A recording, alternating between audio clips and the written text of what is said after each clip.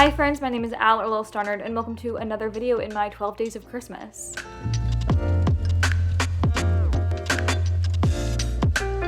So art supplies can be expensive, like really expensive. And even for a seasoned artist, it can be really hard to justify shelling out for some art supplies. It's even tougher when you're a young or beginner artist and you see those price tags and you think, maybe I should get a new hobby. Maybe I should try something else. So you start looking for cheaper alternatives and you find plenty. But that's dangerous too because who knows if they work or not. Cheap art supplies can be totally hit or miss. Some are amazing and you end up using them for the rest of your career. But sometimes they're so bad that they set you back like 10 extra steps. And when you're new and you don't have a lot of experience using or buying supplies, it can be really hard to know what's worth it, what won't work. Where do I shell out the money? Where can I save? So today I'm going to be giving you a brief and basic guide to art supplies for beginners. Just keep in mind that this is based on my experience and my pathway in art. Everyone goes different ways and likes different things, so if you disagree or had a different experience, that's totally okay. This is just a little bit of extra help for anyone who might be super overwhelmed by the art world like I was when I had to buy my own supplies. So strap in, grab a snack, grab some hot cocoa, a nice warm drink, and let's talk about art supplies.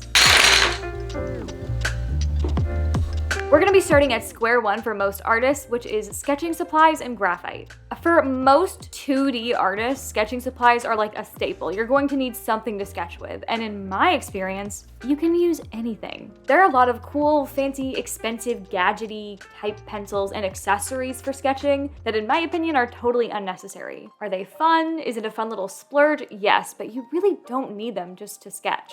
I generally use those really cheap mechanical pencils, really cheap pens that I can buy in bulk, and really inexpensive red grading pencils rather than the kind of standard red cold erase pencil, which is the same thing but more expensive. When we're talking about sketching supplies, I think going cheaper is better because you can buy in bulk, and if you do a lot of sketching, you're gonna need a lot of pencils. You go through them fast. Not to mention, pens and pencils are the easiest thing to lose if you go out a lot or you go to school, so stocking up on them is always smart. But like I said, you don't need to spend money on the fancy stuff. You can use really cheap colored pencils to sketch, ballpoint pens, mechanical pencils, literally whatever you have lying around. I've seen people sketch with highlighter. Be resourceful. In my experience, having a better pencil doesn't really mean anything for my sketches. However, a good sharpener is key. You want to make sure that you have a good sharpener. I honestly would not blame anyone for shelling out on an expensive sharpener. However, mine is like $2. I use the Prismacolor one and it does the job perfectly fine. And those tiny little metal ones that you get for free with packs of pencils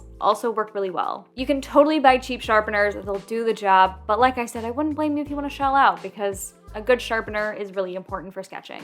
You also want to make sure that you're buying the right eraser. There are 1,000 million kinds of erasers and I hate most of them. This is personal preference and also depends on what supplies you're using, but in general, I go for soft kind of velvety feeling erasers. There are these cubed yellow kind that you see in a lot of art stores and they feel really dry to the touch and I hate those. Don't use them. They crumble. They don't even do anything. They just turn into crumbs. But don't worry about spending money on erasers. In my experience, just cheap, the pink school ones work well. Don't worry about spending money. There are other kinds of erasers, kneaded erasers, which are great investments and definitely worth the money, but they're also not necessary to do any sort of work. My advice when you're starting out, when you're new, and you're trying to save money or being smart with how you're spending your money on art supplies, just stick to basic erasers. I've tried a lot of different fancy eraser supplies in my day, from eraser pencils to eraser holders, and they tend to be unnecessary, wasteful spending. Now, specifically talking about graphite, you can do a full graphite piece with just one kind of pencil, especially as a beginner. You really don't need 1,000 graphite pencils just to do graphite pieces. But if you do want to step up from regular graphite, I do recommend that you be willing to spend at least a little bit of money on these. I have gotten a lot of very cheap graphite pencils and they don't work at all. For example, I've had a 6H be darker than a 2B before. That's not how it's supposed to work. You don't need to break the bank on pencils, but this is a place where it might be risky to go cheap and they might not work at all. I recommend getting a set from a company like Staedtler, Faber-Castell, Derwent, or Prismacolor, or from the same companies or similar. You can buy individual pencils, and you don't need a lot of different grades. You just need a moderate to medium light, like a 4H, an HB or an HHB and B, and a moderate B like a 3B, and I would recommend having a 6B on top of all of that. Just having those few pencils will be enough to cover your bases. There's also accessories to think about, like pencil holders and blending stumps. I find most of these unnecessary necessary and more like an upgrade for down the line when you're doing more complex stuff. Plus, there's easy alternatives, like for a blending stump, you can use a Q-tip or your finger. I've also used an old paintbrush or like balled up paper.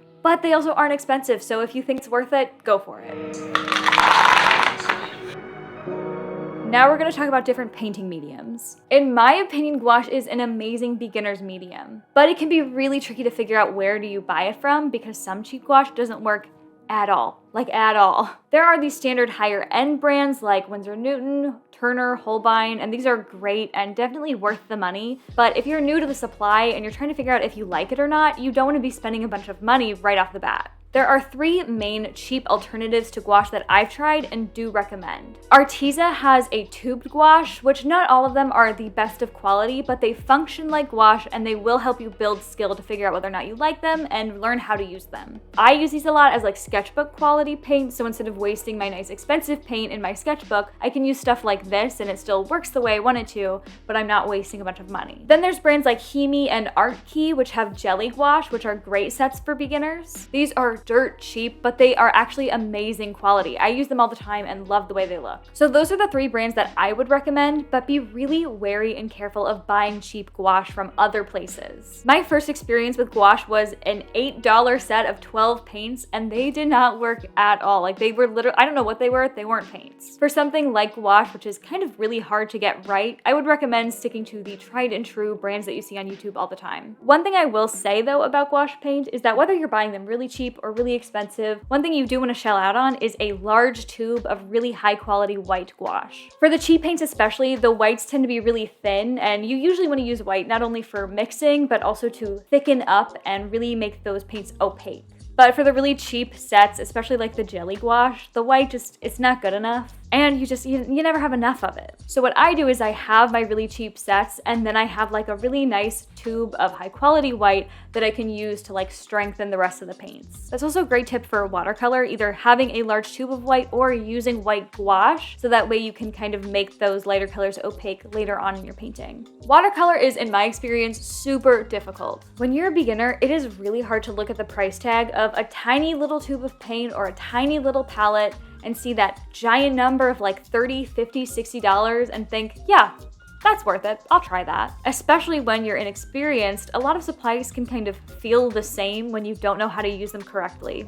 It's hard to justify a large price tag. Watercolor comes in a few different forms, but I would recommend sticking to tubed and pan watercolors. But especially for beginners, I would really recommend sticking to pans just because they're easier to like upkeep and maintain and they're quicker to use. Watercolors are similar to gouache in the sense that you should really be wary of like the really cheap ones that you see. There are like the Michaels store brand like 50 set of like all these different like pans and it's like $4. Like don't buy that. This is a place that you probably want to be spending at least a little bit of money. Again, you don't need to shell out, but you don't want to go dirt cheap. And even though those prices are huge, keep in mind that watercolor actually lasts a really long time. Like those tiny pans can last you forever. For watercolor, I would really recommend sticking to brands that are, again, tried and true. Things like Winsor & Newton, Daniel Smith, Van Gogh, Kuretake, and I think they're called koi palettes. There are a few really cheap brands that I can recommend, like the Prong Oval palette.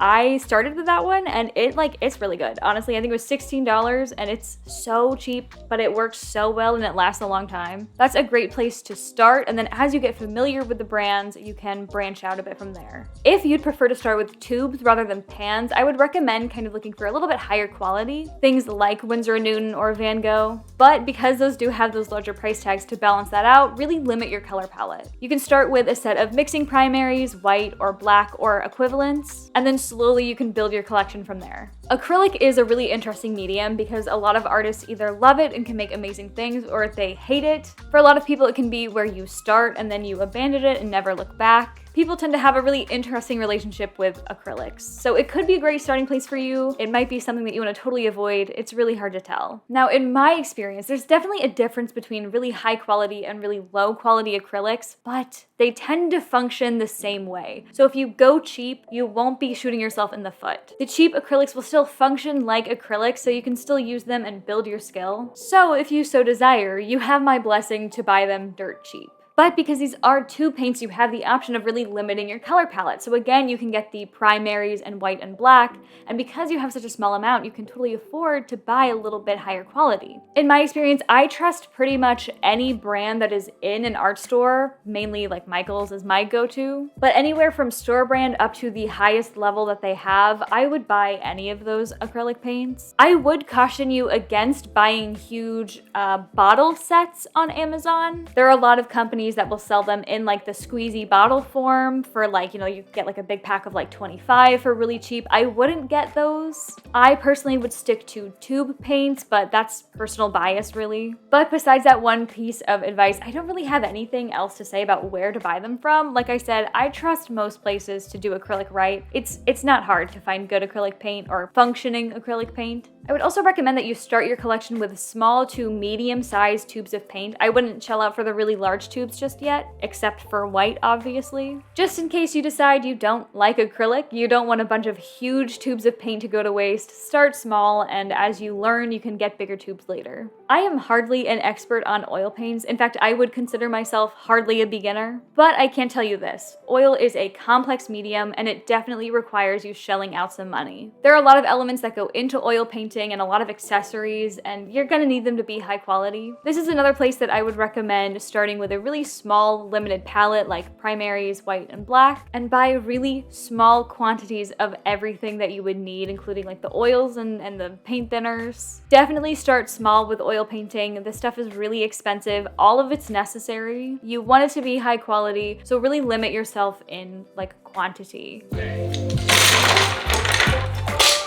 Let's really quickly talk about paintbrushes. So personally, I'm really cheap, and I've learned that over your lifespan, you're going to collect a large quantity of paintbrushes, most of which you'll never use. You're probably going to realize you only actually use like a few different kinds. That's certainly what I found, is there's like a few specific kinds of brushes that I actually like for any medium. Quality for brushes definitely matters, but just not that much. Surprisingly, not that much, at least in my experience. I'm sure people will disagree, but when you're a beginner, they all you don't know how to use them, you know? You treat them poorly. Doesn't really matter how good of quality they are, right? This is a place you don't want to go dirt cheap. Quality does matter a little bit. Don't go buying those 50-piece, like 50-cent packs. You know, the really cheap plastic kind that come in like the little plastic toys, like art sets, art kits. Like, don't buy those kinds. But you can definitely go cheap. Those loose paintbrushes that they have, like in art stores, I buy the cheapest and like the kinds that I like, and that's all I need. I found that those really cheap $2 but okay quality brushes are perfect for me. I can use and abuse them, and they last about 6 months, and I don't feel bad about like totally destroying them because I can buy them for really cheap again later. So definitely like the store brand, cheapest in the store paintbrushes, I think those are fine. Like I said, for beginners, you're still figuring out how to use them without hurting them too much. You're learning how to care for them, so you don't want to invest in like the really fancy paintbrushes quite yet. So I talked about that like 50-piece value pack. Don't buy those kinds, but the smaller kind of higher quality value packs are a great purchase. It's a great way to introduce you to different kinds of brushes that you might not have picked out by yourself before, and you'll slowly learn which kind of brushes you want, and from there you can curate your collection and buy them individually. Also, it's a really good idea to have a few paintbrushes lying around that are either dirt cheap or you don't like. That way you have a few loose paintbrushes that you can like ruin with things like Mod Podge, glue, or craft paint that you don't wash out, or whatever.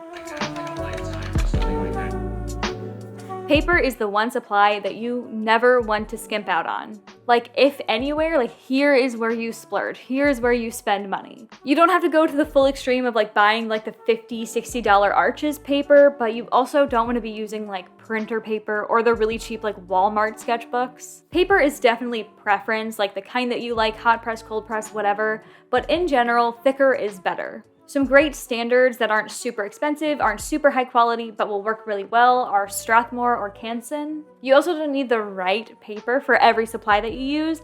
I use literally 2 kinds of paper. I use mixed media Strathmore and watercolor Canson paper, and that covers literally all of my bases. There are all sorts of paper. There's paper for everything. There's pastel paper, newsprint paper, marker paper, comic paper. And I'm not saying that those are bad or that you should avoid them, but in general, like, that's not always necessary. If you're a beginner and you're not really worried about making things archival or that they're gonna last a super long time or be super professional, then you don't need to worry about getting the right paper. Especially if you're new and you're experimenting a lot and you're trying new things, get mixed media media paper. It covers pretty much every base. It works really well for most supplies. Like, I personally don't feel the need to get a different kind of paper for every supply that I use. I find it wasteful and unnecessary. I just generally try to find paper that I like the texture of and is thick and sturdy. Definitely experiment. If you can buy single sheets of paper, that's a great idea to just test out what you like and how mediums work on it. It is something that I can give you general advice about. Don't go too expensive, but definitely spend money here because it's definitely worth it and it makes or breaks your supplies. You can make a great art and have really expensive supplies, but if you do it on printer paper, it's still gonna look like crap. But in general, I can't tell you that you'll like X paper better than Y paper. That is something that you have to figure out for yourself over time. I also want to say here that your search for bleed-proof paper is probably gonna be fruitless. I have tried the Render sketchbook that's supposed to be bleed-proof for things like markers, and everyone recommends it to me when I complain about marker bleed-through. I've tried it didn't work, and I hated it. I don't know. I'm just gonna tell you, you should probably learn to embrace it if that's something that you might have to deal with. You probably wanna learn to work around it and adapt. Don't look forever for bleed-proof paper. I don't think it's out there. Also, it is a really good idea to have scrap and bad quality paper lying around for you to doodle on, sketch out ideas on without having to waste your nicer, more expensive paper. So everyone knows about Copics, but most of us can't afford to spend $8 on a marker, and even if we can't really afford to upkeep that collection. The only reason I have so many Copics is because I buy them on clear out sales. That's where most of mine came from. Or I'll get them from Michael's for 50 cents each, which, by the way, keep a lookout for those clearance sales. They come every few years. But besides that, I have to shell out $8 every few months when I need a new marker, and it sucks every time. And they're really expensive. I like to save that high quality stuff for my commissions, so I don't want to waste them in my sketchbook because they're really expensive. So even if you want or have and use Copics, it's a great idea to have that cheaper alternative around all the time anyways. But there are a lot of dupes out there. It's hard to know which ones you can trust. So here are my major recommendations. Number 1 is Ohu, which I believe is the ultimate Copic alternative. Amazing quality, amazing color choices, amazing sets. They have brush, chisel, and bullet. They have all sorts of different nib types. I'm pretty sure they do refills now, and they are crazy cheap compared to Copics.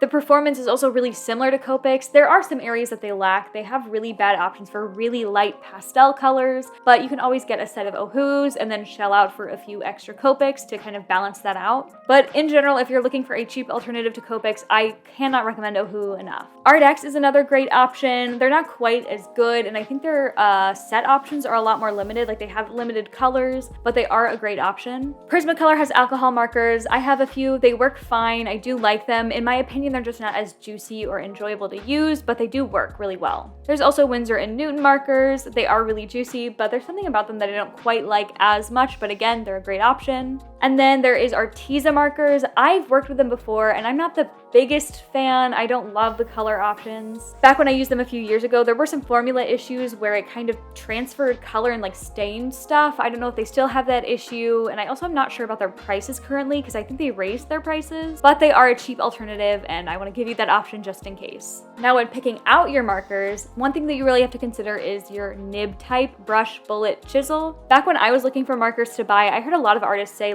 get the brush and bullet nibs. Who cares about the chisel? The chisel is useless. No one uses a chisel tip. And I think that is such a lie, and I'm gonna tell you right now, the chisel tip is so helpful. For me, the bullet nib is what you don't want. I find bullet nibs so unnecessary. A lot of markers will be bullet and chisel. I definitely recommend getting a brush and chisel. Chisel are great for large flat areas, coloring faster, blending faster. You can use the edge and get a nice sharp line. You can get a lot of control with them. Brush tips are great for coloring smaller areas, getting that fine detail. They're also great for blending. You can feather it out into nothing really easily. So in my opinion, bullet and chisel are the ultimate combo. A lot of companies sell bullet and chisel, which I don't like at all, and I would recommend not buying those if you can help it. They do work, they'll get the job done, I just don't like them. Not that bullets are an awful nib or totally useless, it's just that anything you can do with bullet, you can also do with brush and chisel. They don't blend as easily, it's hard to color large areas with them. Also, just straight up don't buy brush and bullet nib. I don't know who's making that, don't buy those. Now, I would recommend that you probably buy a medium to small size set. That's a great starting place, or you can start your collection individually by buying individual markers. To do that, I would recommend starting with something that you use a lot. So if you do a lot of portraits, get fleshy tones and slowly build your collection from there. You might want to start with a cohesive aesthetic color palette, or the absolute basic gray tones and some primaries. In my opinion, colored pencils are a supply where more is more. You can't mix colored pencils like you can paints to make new colors. And there's only so much blending and layering you can do. Markers, you can make totally new colors, but with colored pencils it's a little bit harder. So the more color options you have, the easier it'll be for you. However, that doesn't mean that you need to like fully get super high quality, spend a bunch of money. In my experience, using something like Crayola colored pencils isn't super different compared to like Prismacolor. Not to say that they're the same. There's a huge difference in quality and in the experience. You have a much better time. They're easier to use when they're higher quality. But with enough practice, you can make some amazing stuff with cheap quality color pencils too. This is a supply where the cheap versions will almost always function the same. They just might not be as easy or pleasurable to use. Now, for colored pencils, this is a place where you do want to shell out on a nice eraser and sharpener. Especially if you're shelling out on those more expensive colored pencils, you're going to want a nice high quality sharpener to go with them. Those pencils are delicate, you don't want to break them. Finally, some miscellaneous kind of last minute advice. While you're in art supply, I would stick to the basic supplies listed here. There's a lot of different kinds of mediums that you can experiment with, and you should totally do that. Like, definitely have fun, try new things, but I would stick to the basics while you're learning because the skills that you learn there will transfer everywhere else in your practice. Get comfortable with the basics and start that foundation of your skill. That'll make it easier for you to branch out down the road. Plus, the experience you get working with these supplies will help you better understand kind of how art supplies work. So when you're trying new things, it'll be easier for you to identify what's good quality and what's not. If you have a limited quantity of any supply, always think about having a cohesive color palette. Something like primaries or something that just kind of goes together nicely. And then always make sure that you have a white and black on hand to supplement that palette. You're always going to need extra white, whether it's a huge tube of white paint or a bunch of extra white colored pencils. Always be looking for deals and coupons. Art supplies are crazy expensive, but there's always some sort of deal. Wait for things to go on sale. It's helpful. When you're new to art or a certain medium, limit yourself on the amount that you get. I see a lot of people be so excited to try markers that they buy some huge set and then it turns out they don't like the markers. Then they have this huge expensive set that they don't use at all. That's why I think it's a great idea to start with cheaper versions of things and really small quantities of things, decide if you like it, and then kind of go from there. It also gives you time to learn without feeling bad about kind of wrecking or wasting really expensive supplies by not using them properly. Also keep in mind that a lot of the artists you see, like me with my large marker collection, that's after years and years of slowly collecting. Grow your collection, don't buy everything at once. Presumably you'll be doing this for years and you'll have plenty of time to grow a nice collection. Grab a few pencils here, a few markers here, a paint tube here. Don't buy everything at once. Find brands that you like. You're not gonna like literally everything they do, but if you know that you like the quality of their supplies, you can trust them to probably like the other stuff that they do. So when it comes to buying something new, you know you have a brand you can probably trust. And just remember that as a beginner, having cheaper or worse quality supplies is not always a bad thing. Yeah, it's great to have really nice supplies, and yes, it makes making art easier, but using cheap art supplies that are harder to use means you build a lot more skill a lot faster and you learn to adapt. So by the time you do get your hands on nice quality art supplies, you're already gonna be like 10 steps ahead. Okay, there we go. That is all of my advice on art supplies as a beginner. I hope it was helpful. I hope you learned some good tips and tricks. If you enjoyed this video, please like, comment, subscribe. Sketchbook tour is coming soon, so subscribe for that. Don't miss that. Let me know if I missed anything, if I forgot anything. Comment down below if you disagree or do agree. LMK. Maybe you got some ideas for your Christmas list. If you're asking for any art supplies for Christmas, let me know. Okay, I'm gonna go. Go watch some TV, go on a walk, and go do some art.